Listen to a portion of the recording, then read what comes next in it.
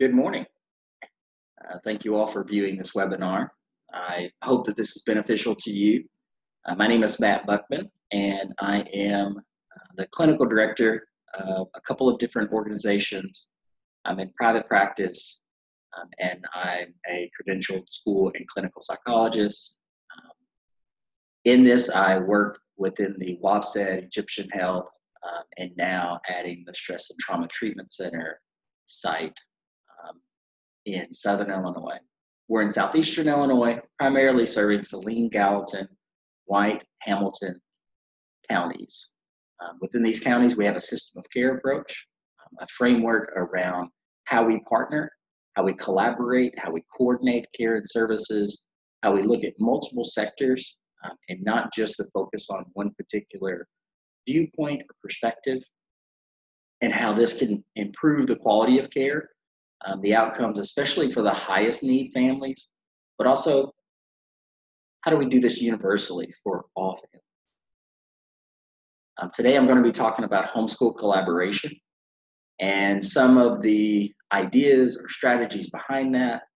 By no means a comprehensive presentation, but just something that gives a taste of some of the strategies that we've seen effective, some of the research out there around those strategies from some of the greatest minds in the nation around homeschool collaboration. But also I will incorporate some strategies or ideas that I've seen work within my own practice within rural mental health in Southern Illinois.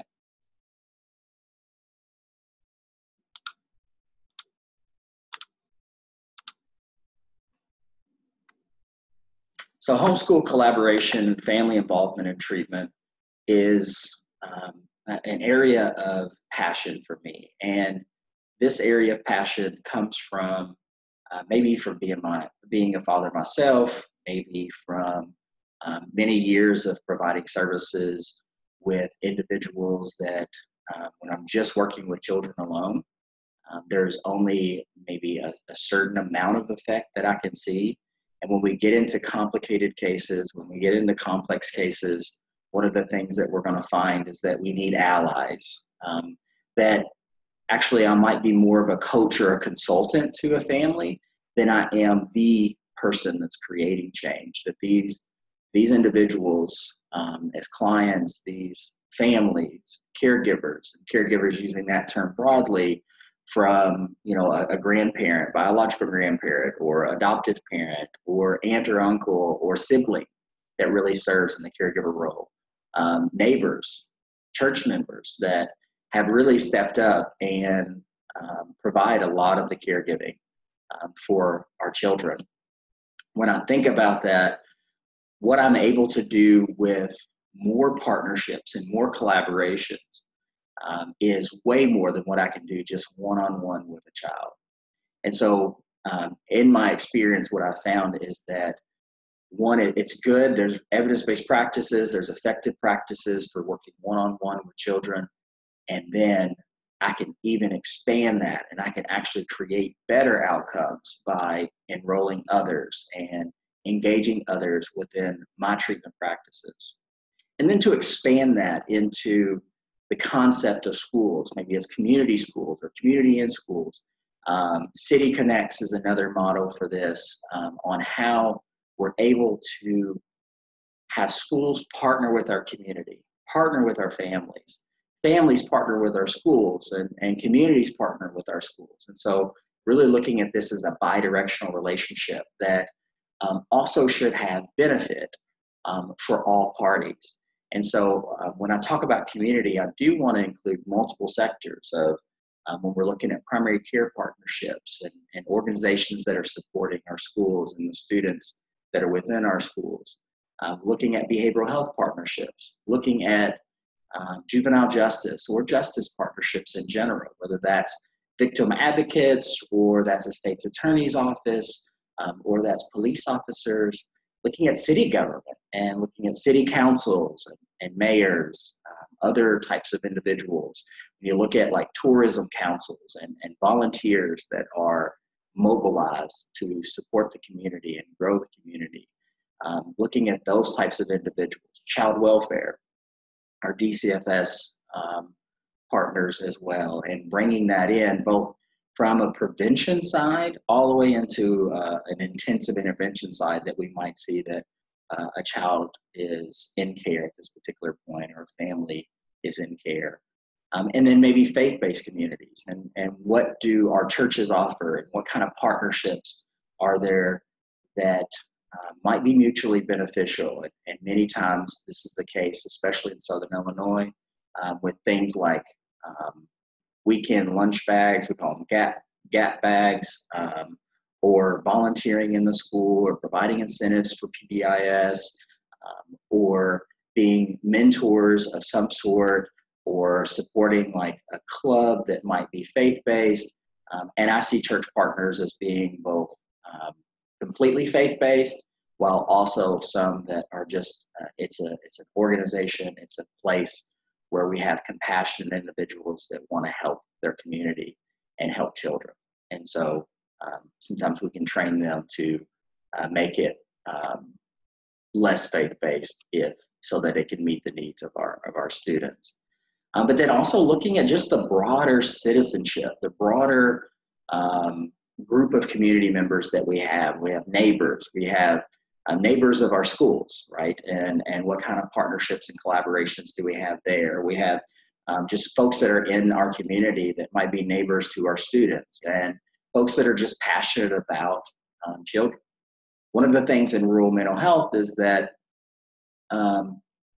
I heard an economist recently talking about the population changes of rural mental health. And so when you look at your maybe 25 to 45 or 55-year-olds, the bulk of the working age at that particular point, most of those individuals are slowly moving out of rural areas.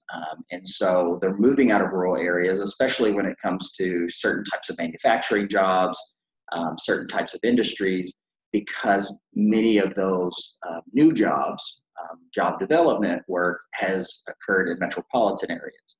And so folks are moving out of those areas. At the same time, there are certain industries, such as ours, with schools and social services and behavioral health services specifically, that we continue to have a need in those communities, and maybe a unique niche within those communities. In addition, I would point out that many of our seniors, elderly individuals, older individuals within our community that at one time had made a very good living within those rural communities, something that we find is that those individuals are likely to stay in the community. The majority of our wealth as a society actually lies within those senior individuals. The majority of people who probably have time and looking for partnership and volunteering and connecting with the community and continuing purpose in their life, those individuals who are retired or retirees, those are individuals that we have in rural communities, perhaps at a greater rate per capita than we might see in other areas.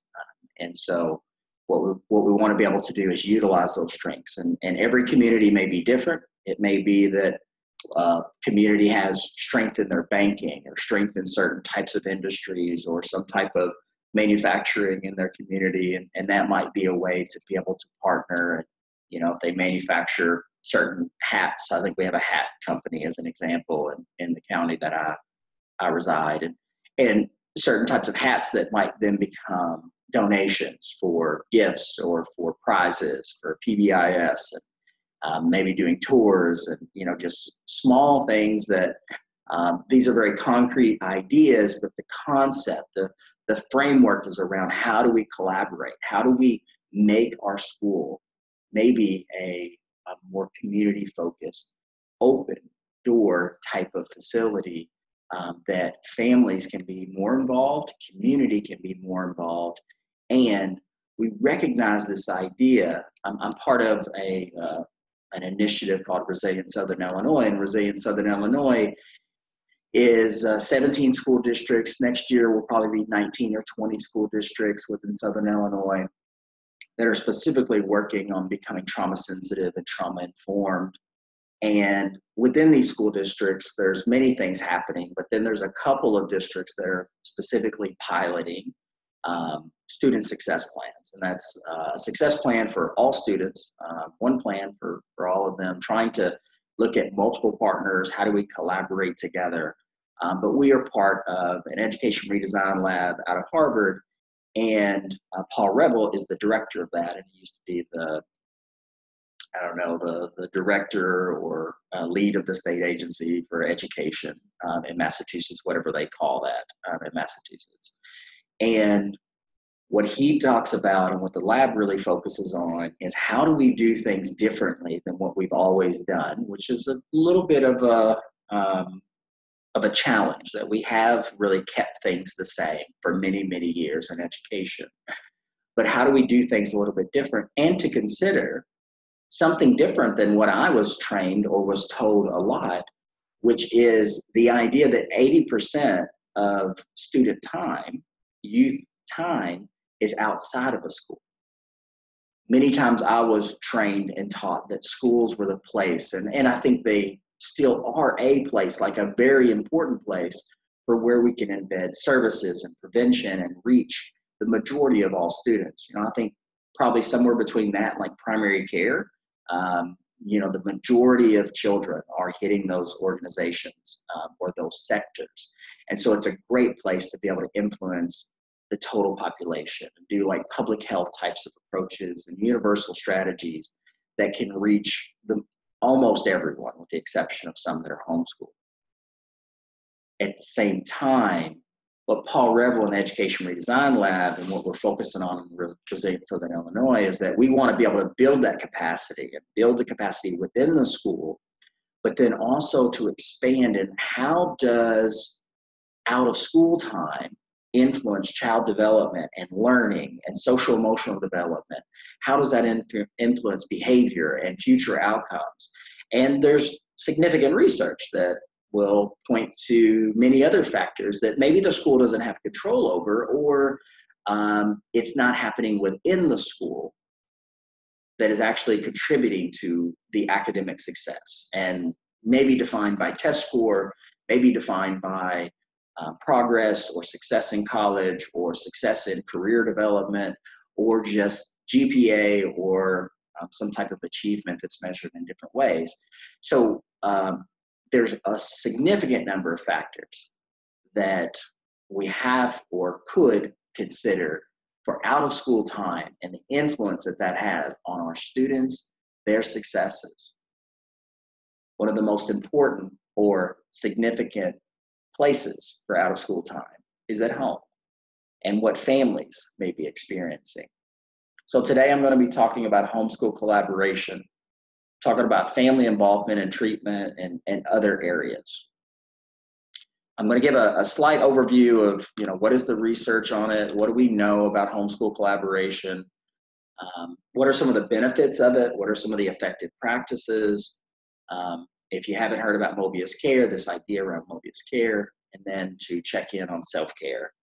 That is an important piece and does affect our ability to be able to hold multiple stories or perspectives at the same time.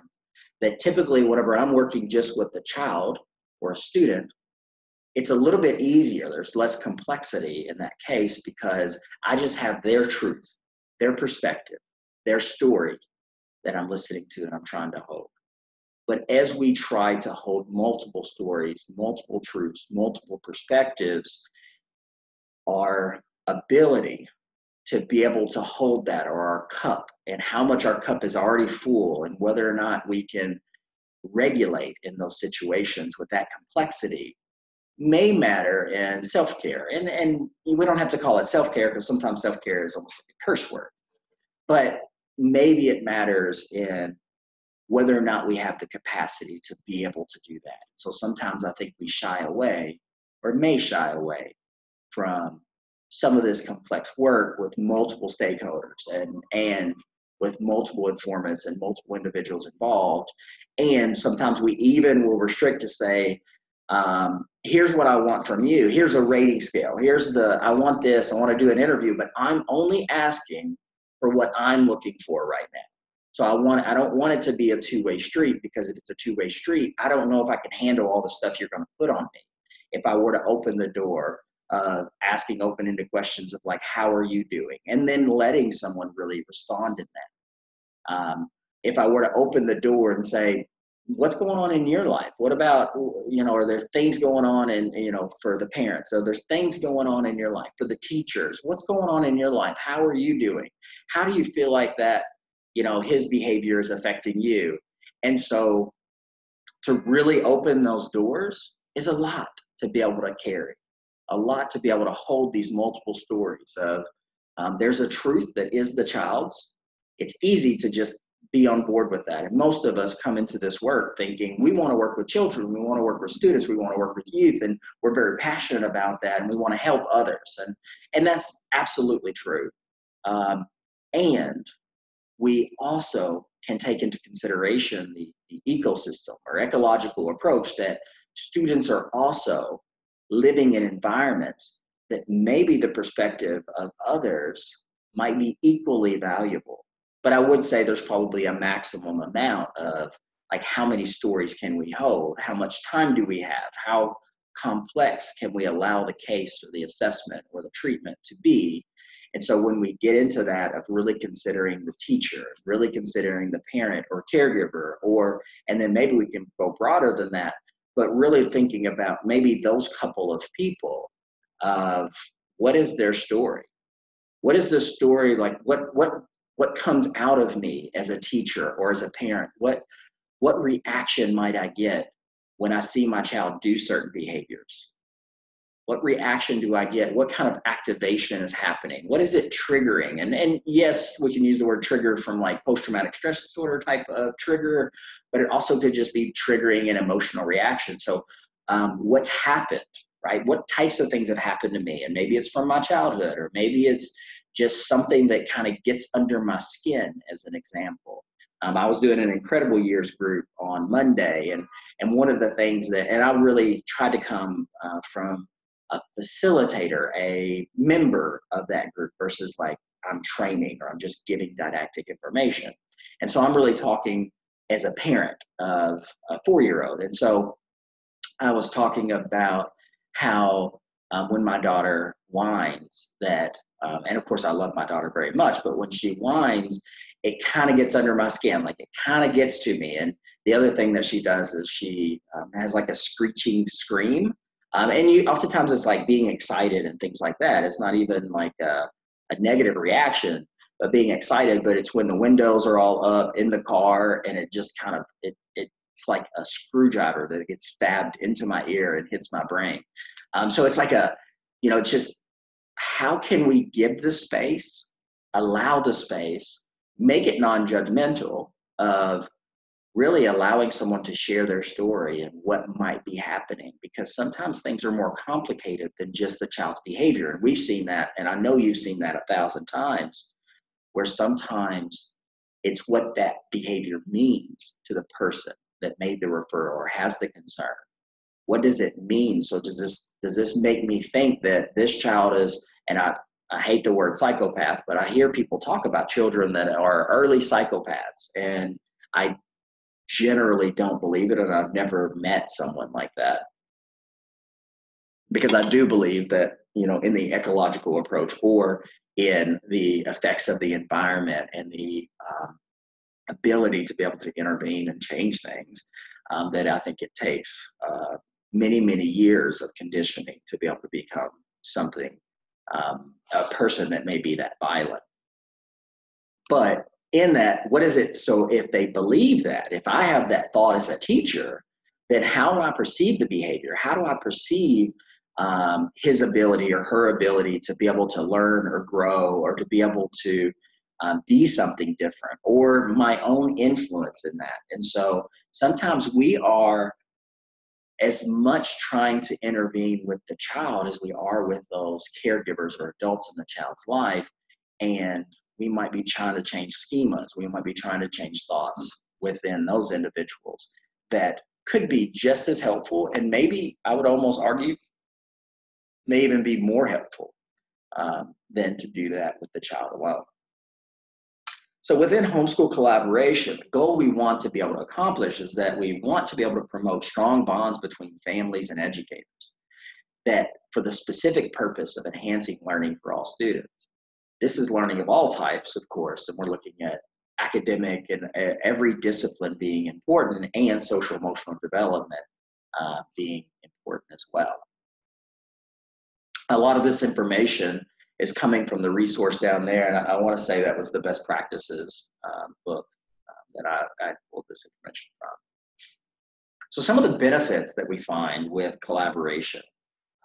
When there is collaboration, we do find higher academic achievement. Now, oftentimes people will think of this in a very concrete way, and some of those things can be like, when you send something home to me in my family, I'm actually going to be supportive of you. So I'm going to help my child do homework. I'm going to work with my child. I'm going to let you know if there's something that I don't understand and maybe you can help me. Or I'm going to let you know whether or not she gets something or doesn't get something. But there's very concrete ways, but really there's all types of collaboration and different versions, perspectives on that can increase academic achievement. We also will see an increase in attendance and engagement. I'll talk a little bit about engagement in a little while, but engagement in our schools, in our academic programming, in our developmental programming is a big piece. So one, we have to have them in the seat first, right? That's attendance. And very much attendance is going to be correlated with achievement and growth. In addition to that, we can be there, but not really be there. So in this presentation, right, you're listening to a pretty didactic, one-sided conversation or presentation. You can be here, but you also could be thinking about many other things, or you could just let this play in the background and maybe be grabbing things here and there. So it's a matter of like, and not thinking like it's all or none, either you're engaged or you're not engaged, but instead there's this continuum of, and I will just give it a scale of like 0 to 100% of how engaged a person might be. And so we can increase that engagement as well. We also can see collaboration can reduce behavior problems in the classroom. When you look at like homeschool note type of systems that we use for children with disruptive behavior concerns or attention deficit hyperactivity disorder, what we might find is that there are certain systems that together, if we collaborate, we can reduce those behavior concerns. And I would even say from the perspective of the home, we could even see reduction of behavior problems in the home through this collaboration as well. And of course, I would expect that with reduced behavior concerns, some of the outcomes also have found fewer suspensions and lower dropout rates. That when we work together, when we collaborate, we're able to keep students in school and help them to be able to graduate and even graduate on time. Unfortunately, there is a multitude of experiences that individuals in our community have had with the education system, some of which have been great in that our schools, and this was true for me and my upbringing and some of the things that me and my siblings had gone through. With the school was a safe haven. It was a place that it was predictable. It was still stressful, but it was mild to moderate amounts of stress. It wasn't overwhelming at any certain point. And we were blessed with more intellectual abilities, and so then it was a place of success as well, that we were able to do that.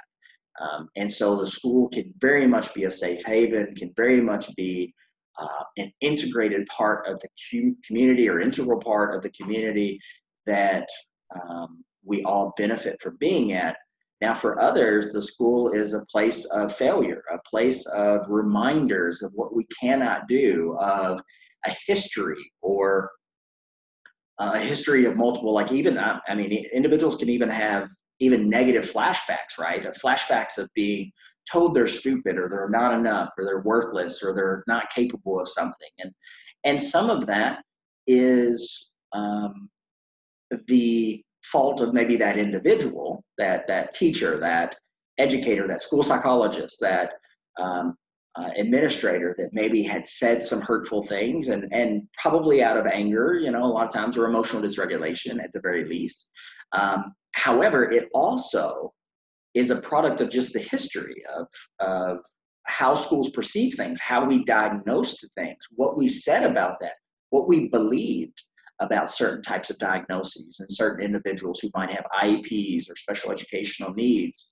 And how did we frame it? What did we call it? And what did we believe about that? What were our schemas or our mindset around that at the time? And of course, you probably have probably the most up-to-date, the most friendly, open, culturally competent way of viewing special education services or viewing needs of others and how to frame that and how to share that and how to work with them. However, 10, 20, 30, 40 years ago, there are significant differences between what we called a certain type of disorder, or even if we call something a disorder at this particular point, and is that necessary? But what we called certain things and how we treated individuals and what we believed about things and what we believed was most effective. Many times we very much believe in what we've been taught and what we've been trained and what we're doing. And sometimes we've been doing it for 20 years, 30 years, and it's hard to be able to step back and say, maybe this isn't working anymore. But if you look back on the history of psychology as an example, there are many cases of things that we would look back and be like, what? Phrenology? Like, why would the bumps or the grooves in your head be defining your long-term ability to be able to accomplish things and be an assessment of your personality and your abilities? We also might say, like, why would using leeches or other types of, why would we do lobotomies? Why? That doesn't make any sense to us. Electroshock therapy, why would we do those things? Like, why would we institutionalize individuals for decades? Even individuals that have things such as depression. Why would we call certain things what we did call them? Deficits and certain things that just suggested that this was permanent states of being. And we had individuals who had ADHD, what we define it now, that those individuals were put into institutions or they weren't believed to be capable of accomplishing things in their life, that they were going to be what they might consider dependent on society. Things that are not the case now. It's easy. Hindsight is 2020, right? It's easy to go back and look 50 years ago or 100 years ago. Oh my gosh, what were they thinking? I would never do that. But some of the best psychologists in the world were doing that. And that was the best medicine. That was the best practice. That was what they knew to work at the time. And 50 years from now, 100 years from now, people are going to look back at what we're doing. And even if we truly, truly believe in it, and we know we're doing the best we possibly can, and they will have probably some pretty harsh considerations of what we're doing now, because we're not there yet. We have some good evidence. We have things that are effective, and we're going to be as effective as we know how to be. We're going to be the best we can. But these practices, and this isn't just psychology. If you look at medicine, you look at many other disciplines, it's very similar, that the information that we know is much different than what we had even 10 years ago. And so it's hard to be able to judge or not judge, those individuals in the past, but that is part of the process as we grow in each of our disciplines and we just learn more. So hopefully none of us feel like we've got it figured out, and that we don't need to absorb more, learn more, research more, hear more, spend the time on certain things, because we don't. In my opinion, I don't have this stuff figured out. And I don't plan to ever have it figured out, but I do plan to try to do the best that I can for the individuals who deserve the best care possible. So some of the typical activities that we might see in homeschool collaboration, typically we're allowing people to come in, we're allowing parents or caregivers, and when I say parents, I'm usually talking about caregivers. We are allowing them to come in. What kind of barriers might be there? What kind of are there background checks that are required for that? What kind of safety protocols or procedures are in place to be able to make it where they can come into the school, and who's welcome and who's not, because some individuals are not welcome in the school. But even the basics of what do we typically have people do? What do we typically elicit or try to get for some of the activities that parents are doing or caregivers are doing in our school? Volunteering in the classroom.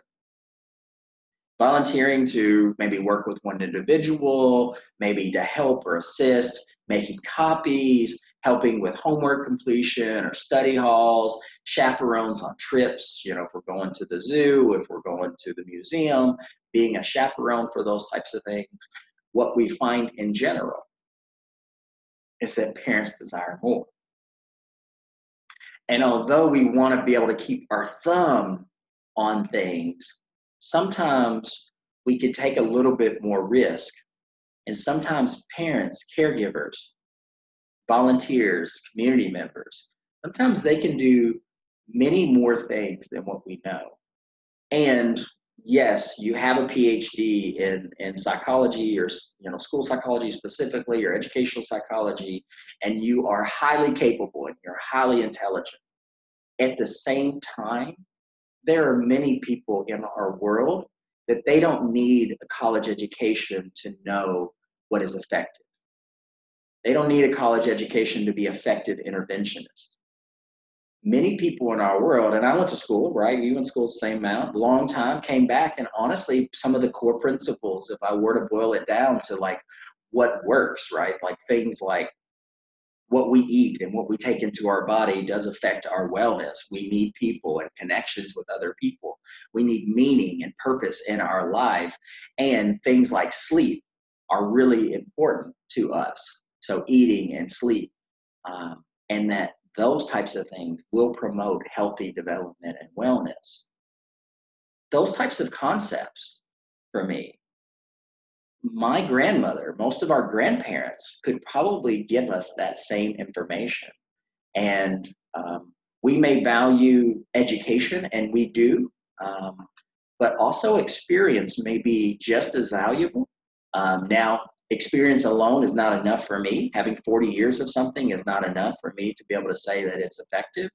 But some people, I call them walking, talking interventionists.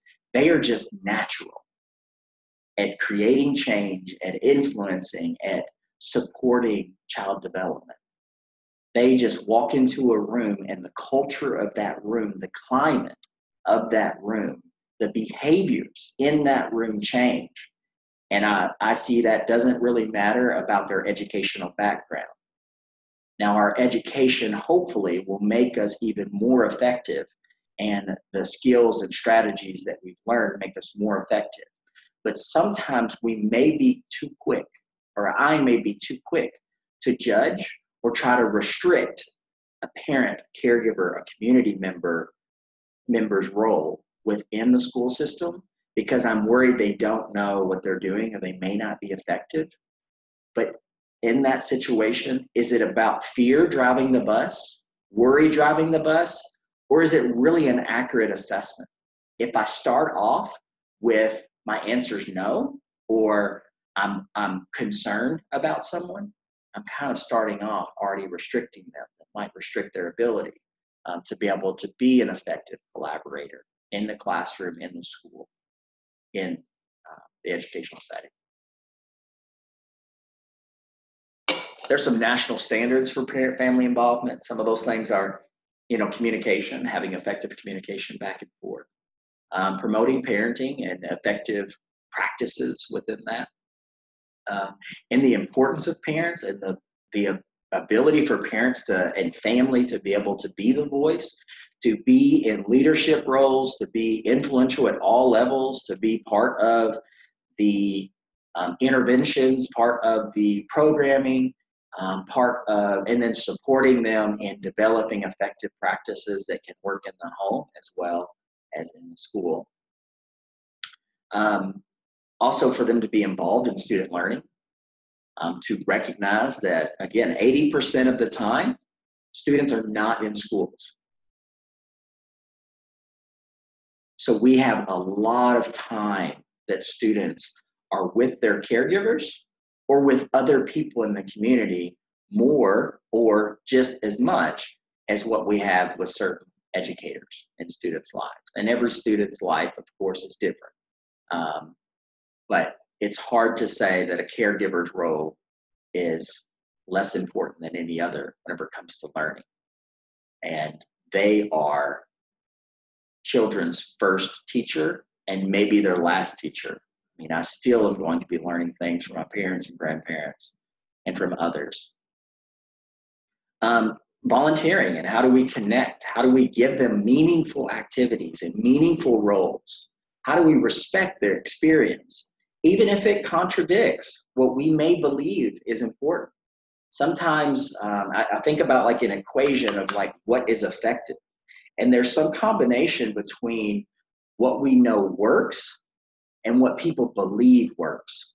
So many times I will have some consideration, or we'll be selecting a program, or we'll be selecting or trying to decide like what are we going to do as an initiative. And what I find is that we can get the best thing out there. The research is very clear. This is the most effective program or practice. Very clear. And with no or little buy-in from others, or no or little passion from others about doing that, a want or their value system isn't consistent with what the practice is, what happens is that sits on a shelf and poor outcomes happen. Having a good program, owning it, is not enough to actually create outcomes. Many times the replication of certain types of programs is very challenging. The local implementation of certain programs that are the best in the world is very challenging. And what we get is we get a version of what that program actually was as a research that we're trying to get the same effect sizes for. At the same time, so we have to consider what is effective. I might even compromise and to take something that has half the effect size of something else because it has really strong buy-in, really strong drive from the community or from the participants that are going to be doing that. And I think that is an equal variable in the equation to equal success.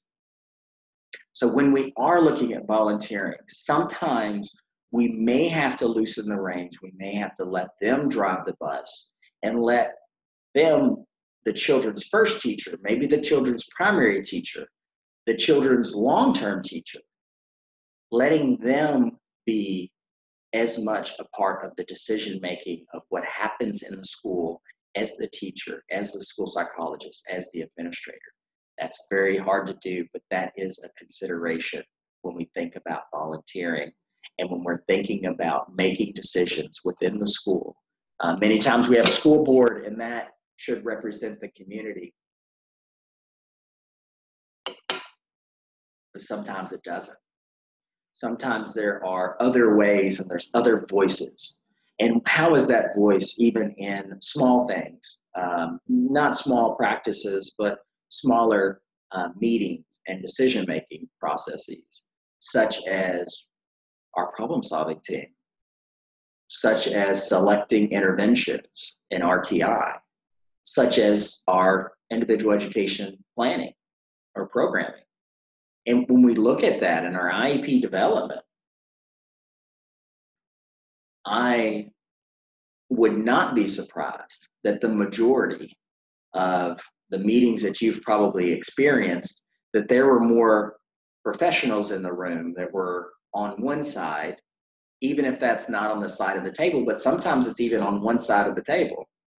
As there are more of those than there were family members, natural supports, caregivers, people who perhaps have more at stake and are going to be more involved in the actual development, teaching, learning of those students that we're trying to help, that there's more of us than them, if you have to define it as us and them. Although I don't like that much. But in that situation, how many times is the room full of professionals that have already made up their mind of what is the right thing for this child? And I would point out that right is a respective. It's not you're right. What we think is right is not right for everyone, and it's not true. It is just what we believe to be true, and that someone else's perspective may be just as valuable. And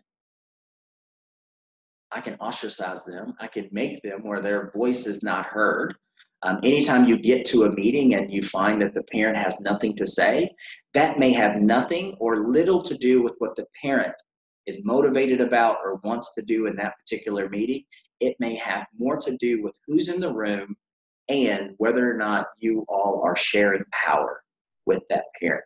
So when we're making decisions, we can very much have the token caregiver and the token student that is on committees, or have the parent or caregiver get a letter, maybe get 3 letters before our meeting, and that we did a good job. However, sometimes we have to do more than that. Sometimes we have to, or could, do things that are off-site, that do things that are in homes, do things that are in a place where maybe not everybody in the school is going to be involved in that meeting, so that a caregiver can have more power. Maybe I have to be quiet so that I give caregiver that time. Maybe I have to pose certain questions for the caregiver that are not questions that are telling them what I want them to be saying, but instead giving them opportunities and openings for that. How do we allow advocacy? How do we react to advocacy?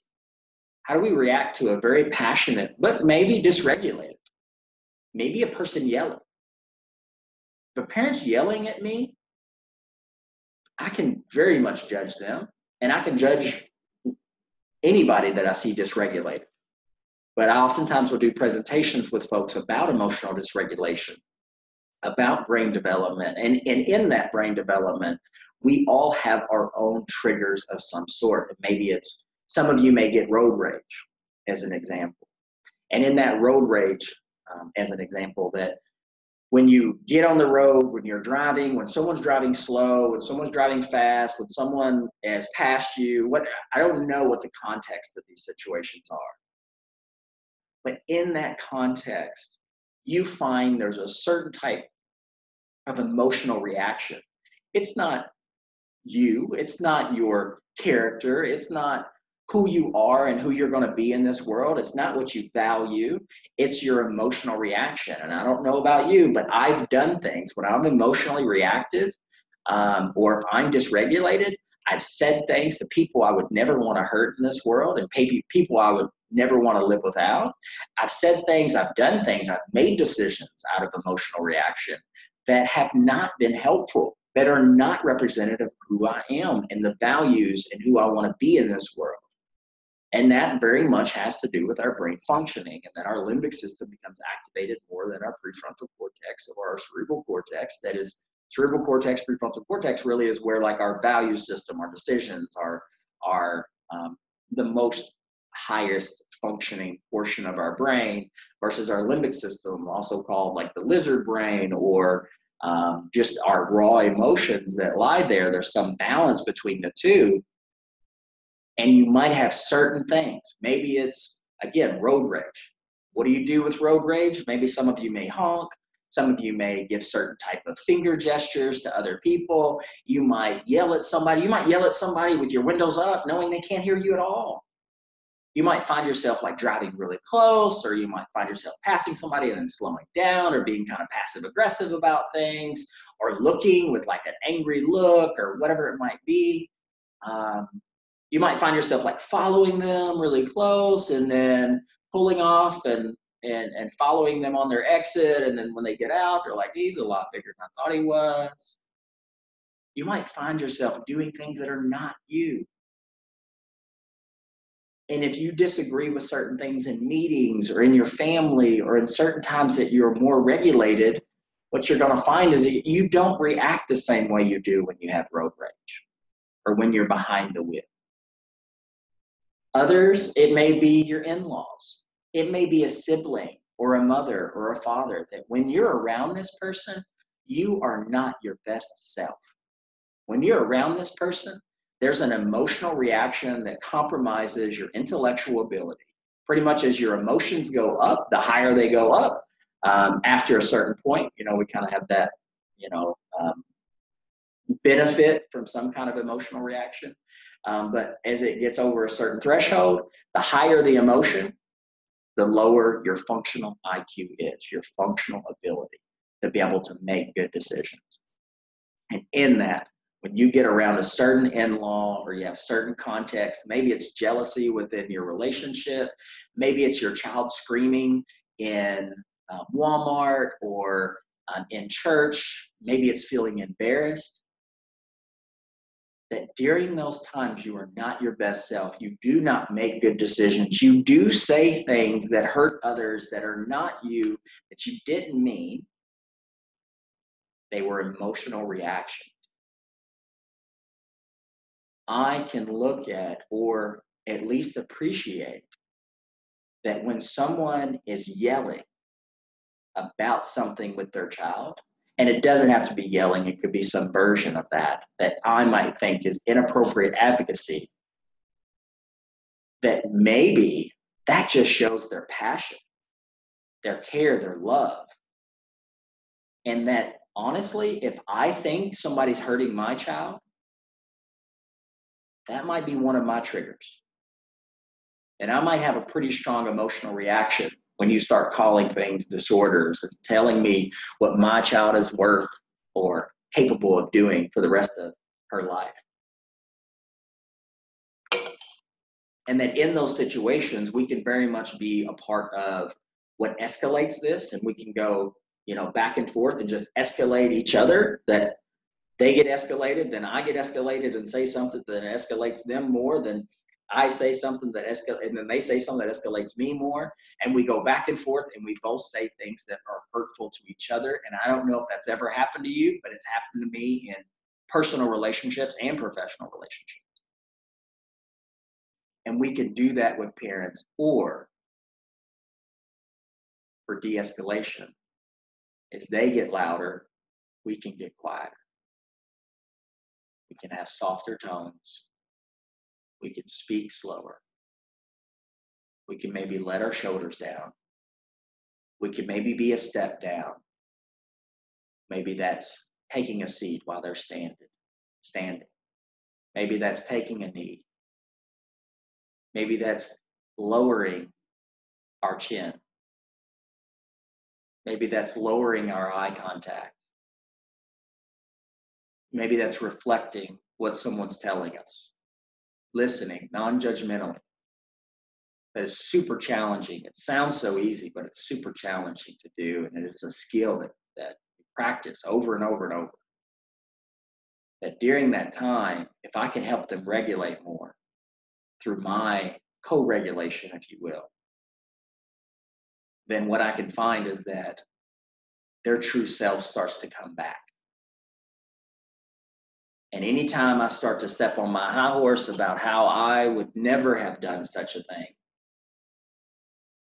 all I have to do is just talk to my wife and she'll keep me honest.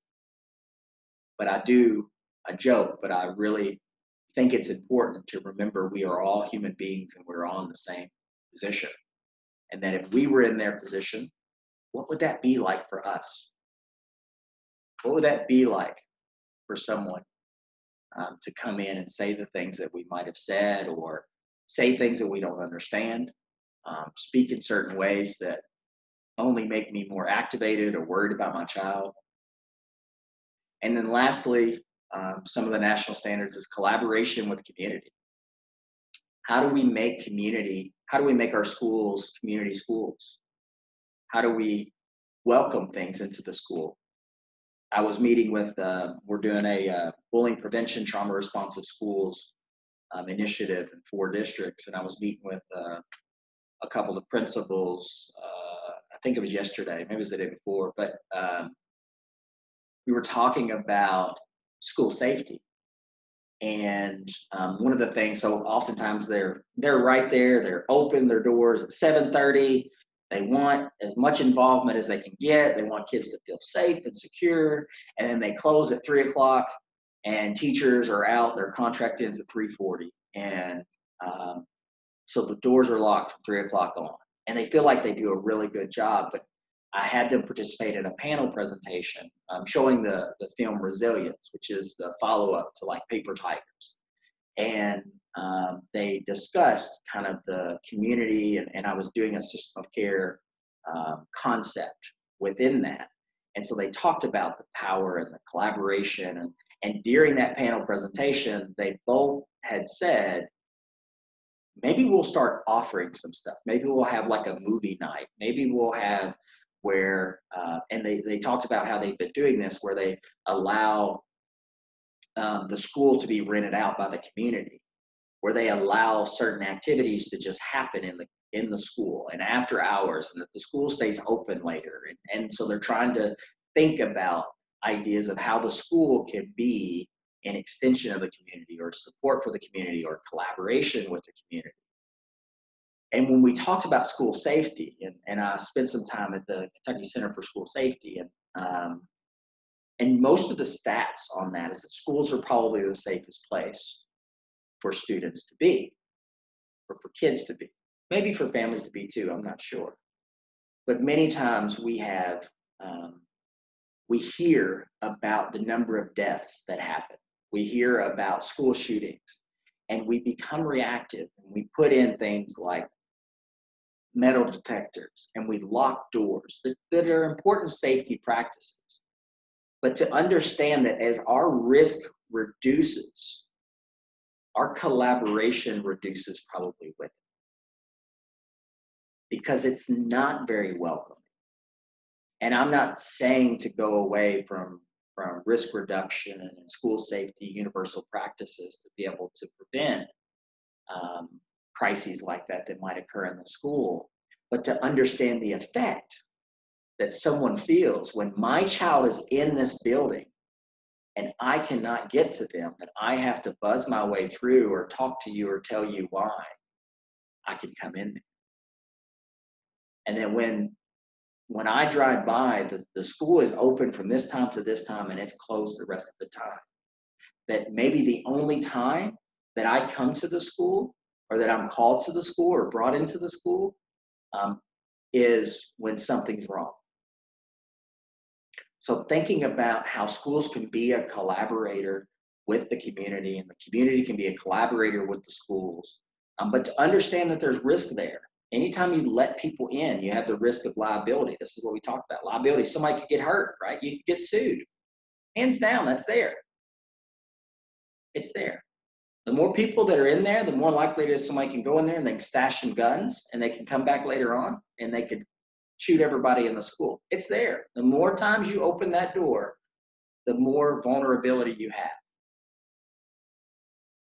But the more times you keep that door closed, the more restriction, the more practices that are there, the less welcome people feel, the probably a lower effect on climate and culture within the school. The thing that we think is preventing violence may actually be creating more of it. And from the idea of schools are probably one of the safest places to be, as an example, in school buses too, we probably have heard of like a school bus crash and kids dying in that particular situation. But children are more likely to die in automobile accidents with their parents driving than in school buses. Even though we've heard about school buses and how dangerous it can be or whatever it is, school buses do not wreck very often. And when they do, it's less likely that someone will die than if that parent were to drive their child to school. If that, and the risk, not to discourage driving a person to school, but instead there's more risk of an automobile accident or an accident in the community. So anytime that the school opens their doors to collaborate with the community, and when students are on campus, they may be safer in those situations than any other situation. So to increase or take the responsibility to consider the entire life of the student or the entire day of the student. That we can do a good job from 7:30 to 3 o'clock or 2:30, and that's great. But we also could do a good job from 3 to 11 o'clock at night or on the weekends or during the summertime to give a safe place. Because then, again, they're going to be the safest. They're going to be the least likely to be traumatized or to experience or witness violence within a school setting. So the more minutes that a student or a child is in a school, probably the better development and the safer they are in the entire community. And so opening our doors. And maybe that's not the school doing it. Maybe that's partnering with churches or that's partnering with other organizations, after school programming, etc. So I want you to just take a moment and consider. Go ahead and pause this for a few minutes and consider, what are the barriers to homeschool collaboration? So you pause it. What I want you to do is write it down, type it in a spot, and just consider that.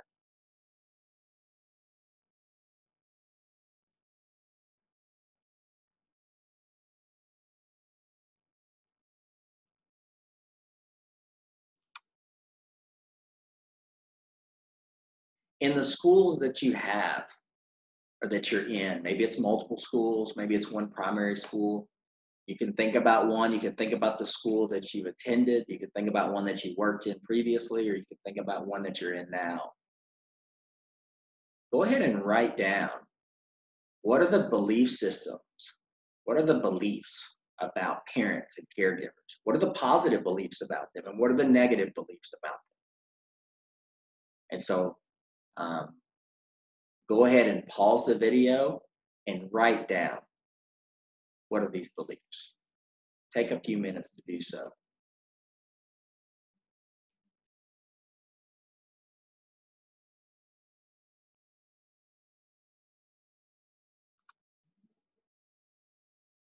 Now I want you to go a little bit deeper, a little bit more reflective. And that you're not going to turn these lists in. What I want you to do, this is an important exercise, and I hope that you do take the time to do this. I hope that you'll do that. But consider, what are your beliefs about parents, caregivers involvement? What are your considerations? And be honest with yourself. No one else is going to judge you here. It's not about being right or wrong. It's about reflection. It's about consideration of what might be going on inside for me. Maybe it's my own upbringing. Maybe it's my own perception. Maybe it's my experiences or what has happened to me when I've had parents and caregivers involved. Maybe it's the good things, the not so good things. What is it like for me as a parent or not? What is it like that I'm not a parent? But go ahead and consider, what are your beliefs about parents and caregivers involved?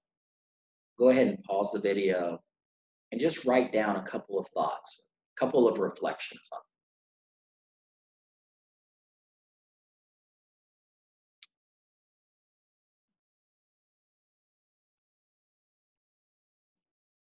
I hope that that exercise is helpful, because our reflection, our consideration of what our beliefs are is important. That we come in with biases. I come in, maybe not you, I come in with biases, my beliefs about the world. And many times it's a product of my experiences or my schemas around things. And those can come from very early childhood experiences or our own school-aged experiences. That can come from our experiences in the workforce, our perception or our training, and what have we been taught? What have we been told to believe or to do related to these practices? And in that, our belief, our biases, we will be persuaded by this. We will be influenced by this. It will affect the likelihood that we either incorporate integrate, collaborate with the home or with family, or if we don't, or if we have certain conditions around that I want to collaborate, this is just what I want you to do, and not tell me. It's a one direction, right? Like, I want to tell you what to do with how you do homework and what you do, but don't tell me. Because when I've allowed that before, this is what's happened to me. So just considering these beliefs, considering, is that what you want to believe? Or is that what you have to believe? Or what has been acquired without intention? An acquired belief that just experience has taught you, even though you may not want that. So how do we develop relationship with families? I want to consider family-centered practices here. So are we family-oriented? Or when I think about goals and objectives and I'm providing supports or services or even assessments, is it about the student? Do I include things that are about the family? Do I focus on a family unit and the environment, the ecological perspective?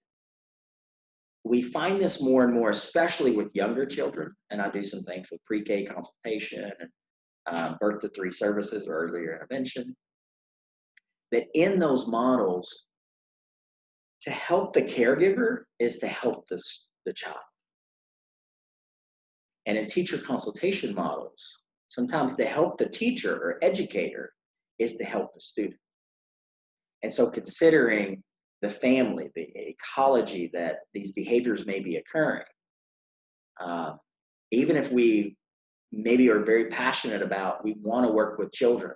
Like as an example, my wife is very passionate about elderly people or seniors. And so for her, we can walk into a nursing home and she thinks nothing of she's just totally comfortable and she just can't wait to do whatever. She's just there to help.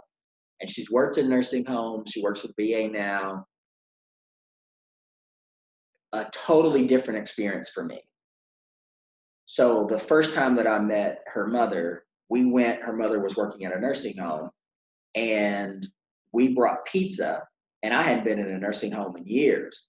But as soon as we walk in this place, a smell comes, and I'm completely lose my appetite right then, and I'm like, oh my, this is my bias. This is disgusting for me. I walk in there, we walk in, I see her grab a wet rag that was in the corner of the table. I don't know where that rag has been or why we don't have a fresh rag, but she wipes down the table where we put down the pizza, and people were supposed to start eating at that particular point between me, her, and her mother. And her mother wipes it down with this already dirty, wet rag. What, at least in my mind, that's exactly what I'm thinking. Tosses it to the side, then touches my pizza box with that nasty hand, and they begin to eat pizza. And I am a big eater. I don't miss a meal. I love to eat. I love diet sodas. It's just kind of my thing. I love sweets. But I was not hungry. And pizza. I love pizza. It's probably one of my favorite foods. But I was not hungry right then. I could not eat, even though I parked my car hungry, ready to eat this pizza that I'd been smelling along the way. I did not feel like eating, and I did not want any leftovers from that pizza. I did not want to bring any of that home. I was done. I say that to point out all of my biases, and I'm sure you heard many of them around germs and all of that kind of stuff, around, kind of the cleanliness of things. In addition to, she can go in there and she can change a bedpan and change, rub people's feet, and she just loves and has such good compassion for seniors and elderly people. And I love that. I cannot. I have done that for her grandparents, but I am not that person. That is not where I come from. For me, I can do the same thing with children. Children can sneeze on me. They can wipe their snot on me. They can be sick, they can have lice, and I'll still give them a hug. For children, I have a different level of compassion. Many of us might have that same compassion. And that compassion and love, hopefully, we can extend that and see the caregivers in a child's life as equally important to the development or to the improvement or success of that child. And that sometimes, and I have I guess I specialize and do a lot of work with adverse childhood experiences.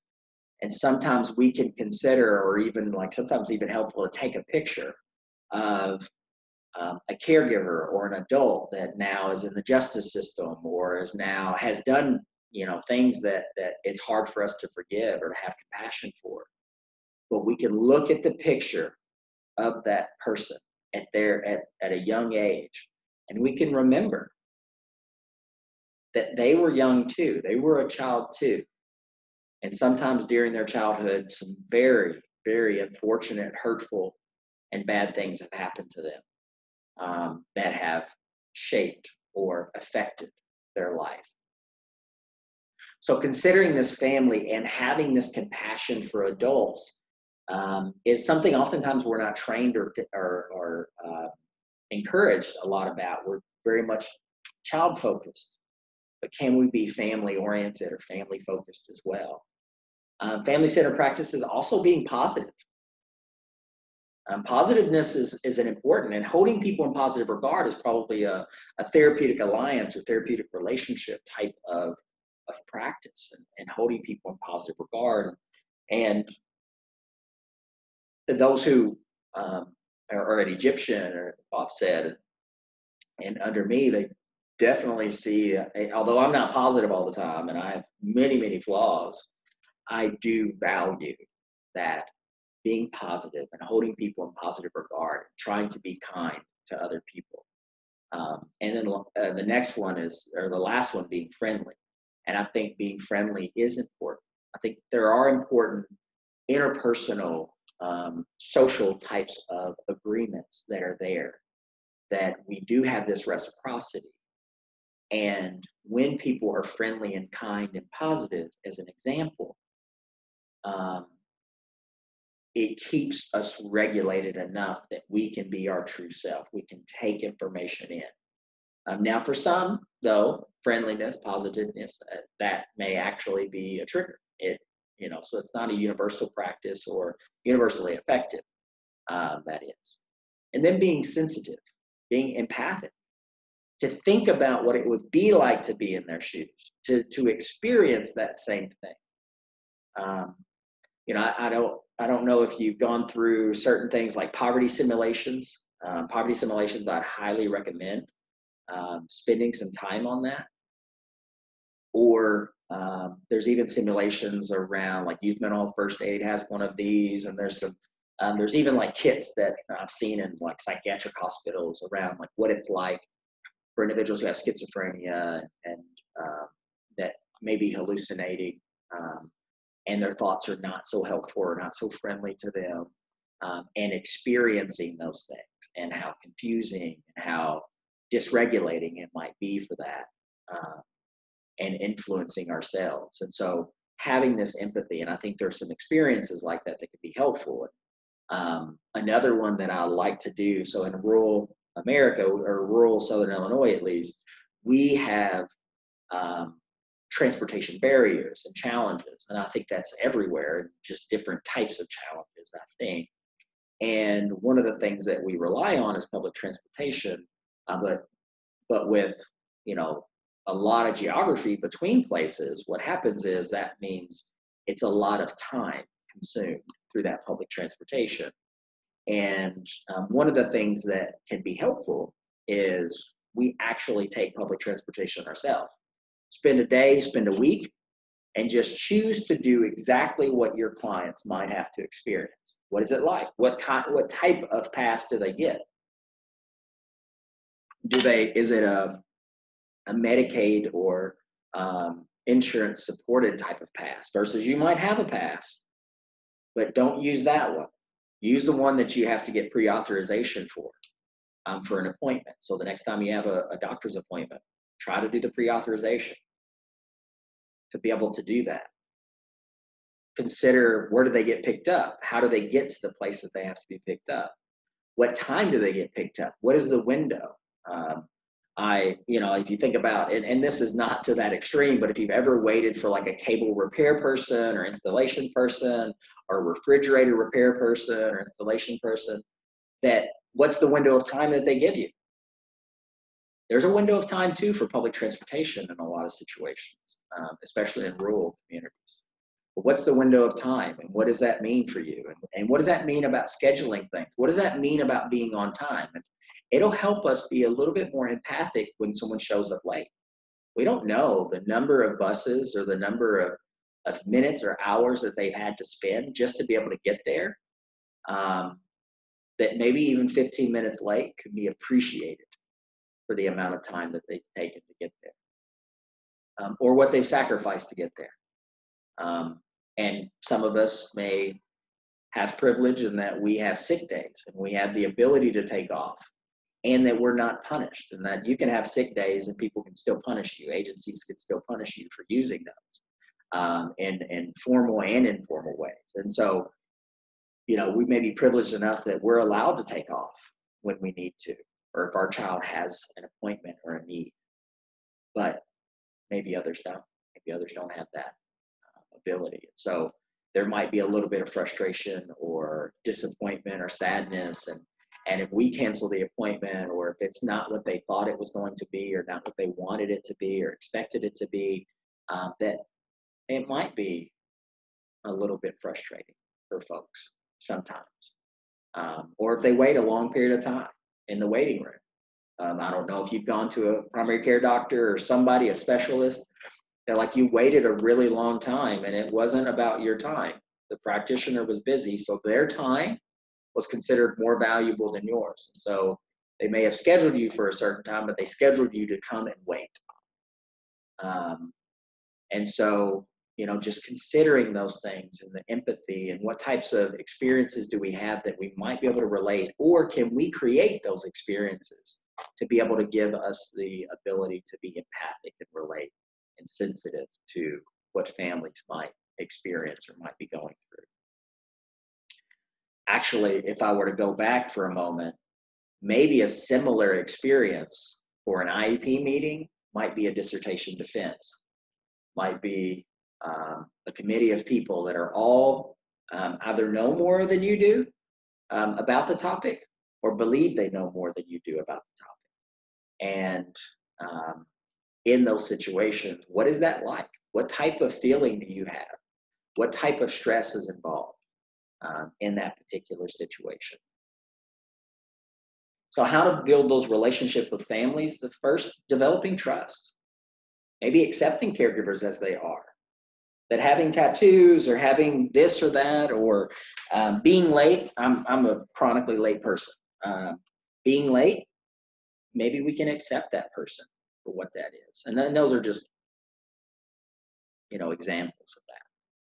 Sharing information, resources, sharing power, giving things to them, respecting them, getting it in their language too, their language or their reading ability, trusting that they can accomplish these things, maybe even giving videos. You can create videos around certain information if you need to. This is just using the Zoom platform, which is a free platform created by Google. And I just create this and I upload it to YouTube, which is also free. So we can do things like that. And yes, you're shy, and yes, you probably don't want. You might be uncomfortable about doing certain things like that and hearing your voice on audio or on video. And I'm the same way. But sometimes we do things for other people because that's what we're here for. And one of my top values is helping others. And hopefully this is also helpful to you to help others. So share information, share resources. And in that information, many times we might ask, like, would you like advice in this? Or I don't want to give it unless you want it, or something like that, that kind of opens the path. Because I don't know, and some of you may be parents and some may not, but I'll tell you, when you're a parent or anything, even as a graduate student, unsolicited advice is frustrating, and people give it all the time. People, you're going to get it, and it's going to contradict something else that you've received from someone else, or something that you might believe or you might have read before. And so, considering maybe not everyone will be receptive to that, maybe not everyone's culture, and that's both from a group type of culture, also from just their family history and what's happened to them. Not everyone will perceive authority figures the same way as maybe you do. Not everyone will be welcome to those types of resources that you might give, or even want resources. And so, considering how we do that in a individualized way, keeping your word. When we say something, that we do it. If we promise something, even if it's an inconvenience, we do it. And then considering, should we not promise something? So if we can't deliver on something, maybe we can hold back from saying. But keeping our word is an important piece of probably developing trust in any relationship. Discussing objectives openly. Thinking about what are the goals, what are the objectives, and what kind of voice can we give in that? Like, does it have to be exactly what I think it should be because I'm trained and I know how to do this? Or can it be a compromise and a collaborative approach where there's terms in there that maybe they don't make sense to me, or I don't like those terms, but maybe they're the terms the family uses, and maybe that's okay. Maybe they can have it phrased that way. Maybe it can be less measurable than what I want to be. And I'm all about measurement and progress monitoring, but maybe it can be less if that's the way the family wants it to be. How do we share the power? Have them be equal partners, that when we have that objective, it's not my objective. And when we make meaningful objectives that are sharing the power, one of the things that we might find is that it takes time, a lot of time, to be able to support someone who maybe has never made an objective before in their life, to support them and to collaborate together. What oftentimes happens is that, well, we're in a hurry and we've got to move forward, but we've already made these objectives for you. You're okay with these objectives, right? Or are you okay with these objectives? But the language is in a way that I'm not going to tell you I don't understand what that says or what that means. And especially not in front of all of these people that I already feel intimidated by and already feel like they're smarter than me or more capable than me, or they think they're better than me in some way. Or I think they're better than me in some way. So how do we have that shared governance and have equal partnership? How do we give power? How do we create safety for a person? How are we a step down or one down from the person that we can be able to give them some security? How are we approachable? Are we accessible? One of the challenges I have is that oftentimes I'm not accessible, that I book and sometimes overbook my calendar, and in doing so, sometimes I'm not just easy to reach. That there's a system that we use that a text can get a phone call back as soon as there's an opening. Two calls back to back is an emergency, and if I get two calls back to back, then that means I'm going to call them right back, or I might answer the second one.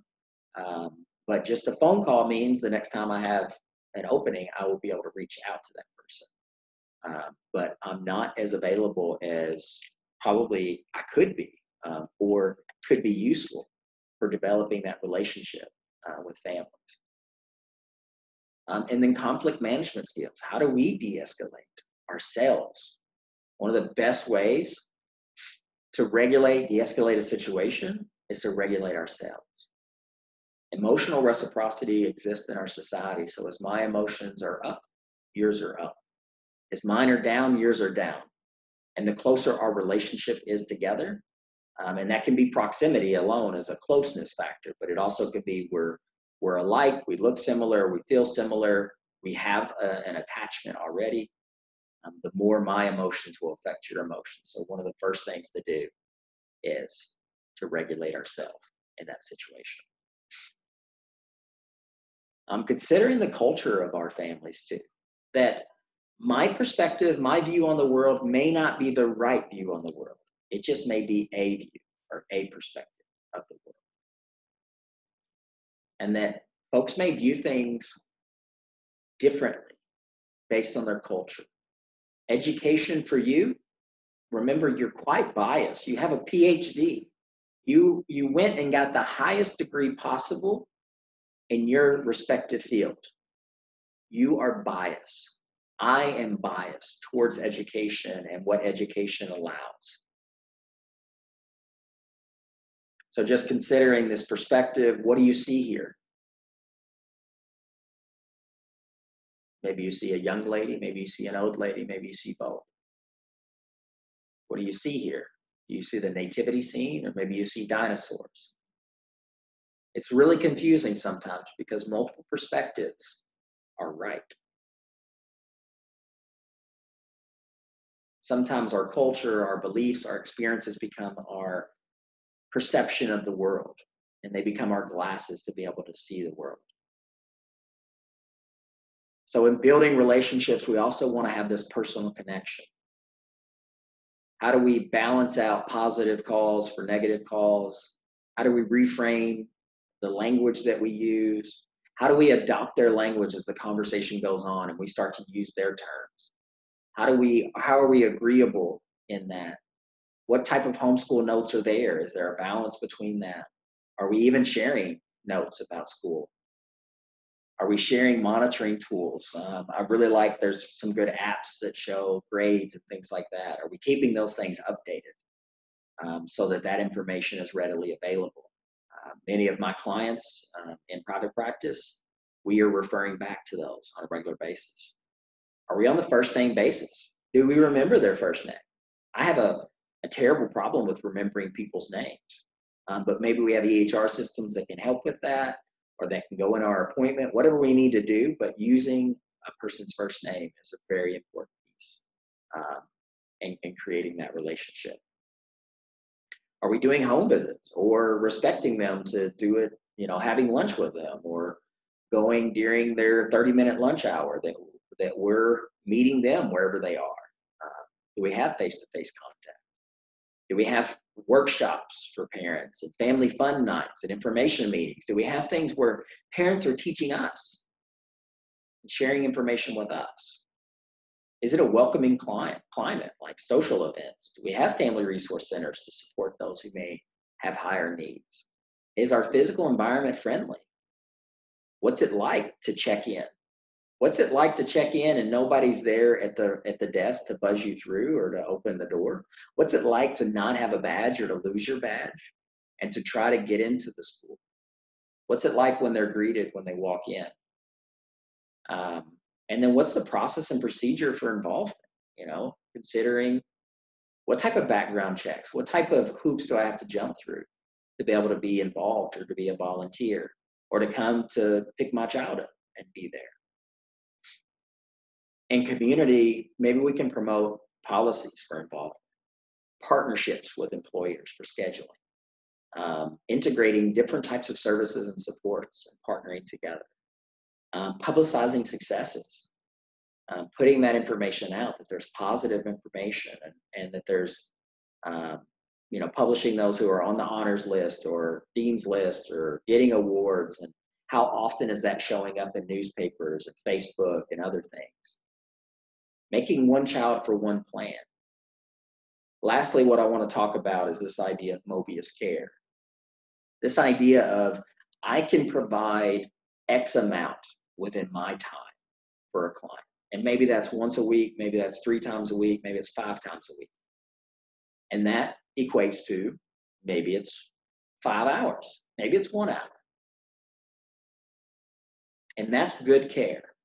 Many treatments are effective around that.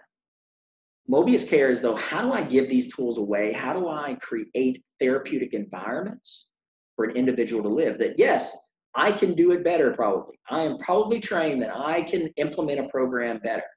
A general rule is if I can train someone to do 75% as effective of what I can do, regardless of, not that I'm 100% effective, but if it's 75% of what I can do, I'm better to give that tool away. And so how do we adjust our roles to be able to create more therapeutic environments that then my hour, my 5 hours translates into 10 or 20 or 30 hours within the education setting, within the home setting, within the church setting, within the community setting? How do I give my strategies away that, yes, they're not going to be implemented the way that you might do it, but maybe it's good enough that the dosage that they're able to get from that type of care is much greater than the dosage that they can get from you that may be a higher quality, but the dosage is just not enough. I'm going to just include a couple of these slides on warning signs around compassion, fatigue, maybe burnout. What does it look like? Many times it's the same as trauma victims. We can have secondary traumatic stress from the work that we do. I do want to suggest that taking care of ourselves, that there's a cost to caring for other people, and even a more cost for holding multiple stories for an individual. In summary, homeschool collaboration is possible.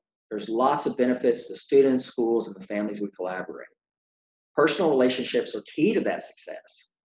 Our goals and our objectives are very similar. We may have to translate that or be flexible and compromise with the language.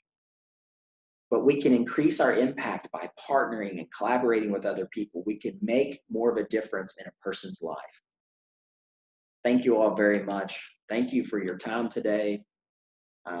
If you have any questions, feel free to send that to me.